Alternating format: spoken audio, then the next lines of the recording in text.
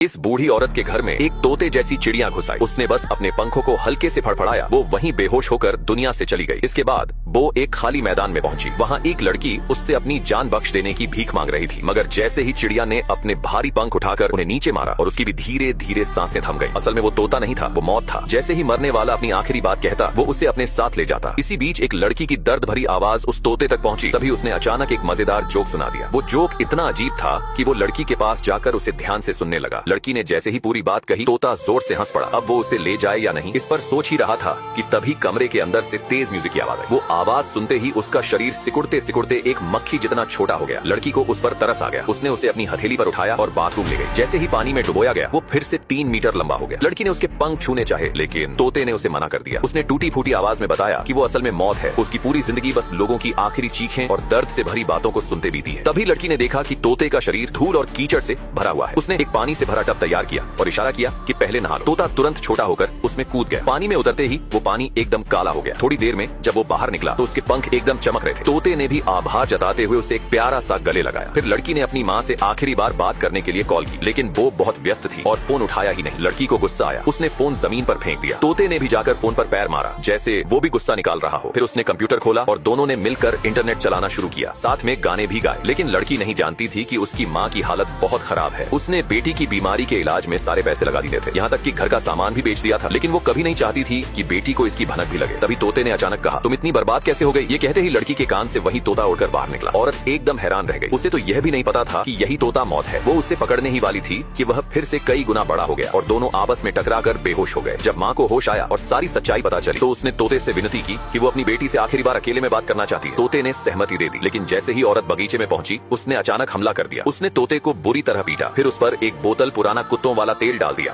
और उसे भूनने की तैयारी करने लगी। आग बुझने के बाद जब वो उसे दफनाने लगी तो देखा कि वो अभी भी सांस ले रहा है। उसने एक पल भी नहीं सोचा, झट से उस जली हुई चिड़िया को उठाया और चबाते हुए निकल गई। लेकिन असली तबाही तो अब शुरू होनी थी। बाहर की दुनिया में अब कोई मर नहीं रहा था। शहर में करोड़ों मक्खियां उड़ रही थीं। जो लोग दफन हो चुके थे वो भी चैन से नहीं सो पा रहे थे। एक दिन लड़की ने देखा कि एक सिर कटी चिड़िया बार बार खिड़की से टकरा रही है। तभी औरत का शरीर अचानक बढ़ने लगा, लेकिन अगले ही पल वो सिकुड़कर एक तिल जितनी छोटी रह गई। उसके कानों में मरते लोगों की आवाजें गूंजने लगी। एक मक्खी आकर उसके हाथ पर बैठी। उसने धीरे से हाथ हिलाया और मक्खी वहीं मर गई। औरत को सब समझ में आ गया, अब जब मौत नहीं रही तो उसकी जिम्मेदारी उसे निभानी होगी। उसने अपनी बेटी को उठाया और शहर शहर घूमने लगी। लोगों की आखिरी दुआओं को सुना, उनकी तकलीफें खत्म की और उन लोगों की रूह को चैन दिया जो दर्द से मर रहे थे। एक दिन वो समंदर के किनारे पहुंची। तभी उसके पेट में कुछ हलचल हुई और वहीं तोता अचानक उसके गले से उड़कर बाहर आ गया। माँ समझ गई कि अब बेटी को विदा करने का वक्त आ गया है। उसने मौत से आखिरी निवेदन किया कि बेटी को आराम से घर में विदा किया जाए। इस बार तोते ने कुछ नहीं कहा, बस चुपचाप अपने पंख फड़फड़ाए और लड़की की रूह को अपने साथ ले गया।